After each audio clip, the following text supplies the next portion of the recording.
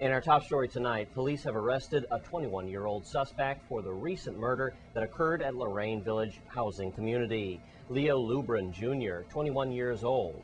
Lubrin is charged with first-degree murder and is believed to be the shooter in the murder of 19-year-old Christopher Rice, who was shot at least 5 times between buildings 5 and 6 Thursday night. Lubrin, a native of Atlanta, Georgia, was arrested at his apartment in Lorraine Village. His bail was set at $1 million. He was sent directly to Golden Grove Prison. If you know anything about this case, please call 911 or Crime Stoppers at 1-800-222-TIPS. That's 1-800-222-TIPS. Police will not release a picture yet, thus this investigation is still red hot and ongoing. And in other news tonight, a recent rash of metal-related burglaries continue to plague our community. News Channel 8's Wes Small gives us an update on Getaway Granny and her band of metal thieves. Thanks a lot, Jerome. We're in downtown Christiansted to talk about 18-year-old Sean McIntosh. Sean was one of 5 suspects caught in this metal ring. Remember, they were burglarizing a La Grande Princess home. Well, he, along with Getaway Granny, 74-year-old Rosalie Dennis. She was driving those young metal thieves around allegedly, and they've been hitting copper and also aluminum. Well, guess what? Sean McIntosh was picked up just 48 hours after he was released on a $25,000 bail. That's right, and it's been places like these here, custom houses, and our graves that have been desecrated with the theft of aluminum and copper. In this situation, it was copper. Well, right now, let's go to Joel Tutine, National Park Superintendent Supervisor, so he could talk about this recent theft of metal and how it's affected our lives. It diminishes the National Park Service ability to really interpret the site the way that it was meant to. Because of this, we're not going to be able to meet the Secretary of the Interior standards for preservation. We're going to have to replace these downspouts and gutters with something non-historic. This is a stopgap measure until we can get these kind of situation under control. It really doesn't make any sense to put back copper again at this juncture.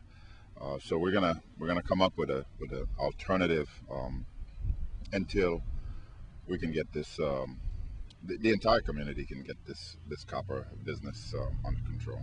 All right, and you know, we made light of the fact that Rosalie Dennis, 74 years old, she's being dubbed Getaway Granny, and you know, she was driving these young men around. But I got to tell you, as comical as Getaway Granny might seem, it's not a funny situation. Our graves have been desecrated. Historic windows, like Joel said, has been vandalized, and it's costing us a lot of money. And now we're going to lose merits with our historical society and the preservation. That could cost us millions of dollars in the long run. Joel, do the authorities have any idea where these are being shipped to down island? I heard it could be the Gallows Bay entry or container port, as I was talking to the chief earlier today. Any leads? Yeah, well, we've heard a lot of possibilities of where it's going and who's taking it. You know, since this incident, the Park Service has received a lot of tips. Good. Unsolicited, and that's good. And so we're following up on all these leads. And good. we're hoping that in working with VIPD, we can ID and start profiling these people, because it's not just theft of history.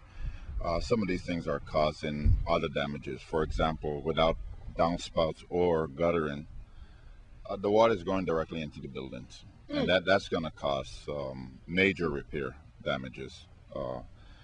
Also, one of our buildings, they actually took the copper out of the electrical panels, which created quite a safety problem. And on the spot, we had to come up with an electrician and the copper, and to replace that and to secure it was about $600. You know, so it's safety, it's security, it's aesthetics, it's history. Yeah. It's all these things combined. But I could say that the community has responded with coming forward and giving us a lot of tips. Joel Tutine, National Park Service Superintendent. Thank you, Joel. If you're just joining us, we're talking about Getaway Granny and her band of metal thieves, including Sean McIntosh, who was arrested again on Friday, just 48 hours after he posted $25,000 bail, let out again by the judicial system.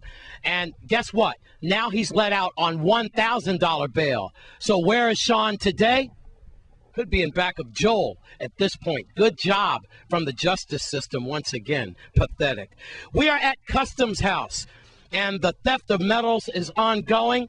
If you're around the Gallows Bay area or container area, and you see a suspected bunch of windows and copper going to a ship down island, you know what's going on. Crime Stoppers, 1-800-222-TIPS. The guy across the street from Jiffy Mart. That's right, the Dominican guy who deals in metals. They're watching him as well. So far, he's evaded authorities, but a lot of people believe that is an area where these metals are being sold to and then shipped down island. Over the weekend, the fire started in Estate Carlton. When police got there, it is because of the insulated burning, and they got to the metal and the copper. So these metal thieves are wreaking havoc in our territory. Getaway Granny, just the beginning. We need to stop this plague, this wave of thefts.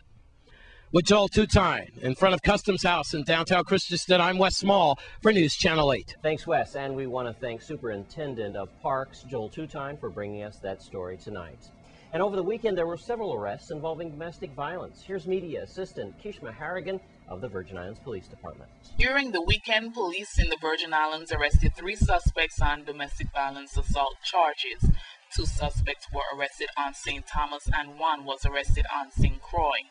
On St. Thomas, Nikki Pinkerton, 30 of Estate Frenchman's Bay, was arrested at about 11:30 p.m. Friday, August 12th, and charged with simple assault domestic violence for slapping a man in his face. Also, Norberto G. Ramos, 35, was arrested at about 4 p.m. Sunday, August 14th, and charged with aggravated assault and battery domestic violence.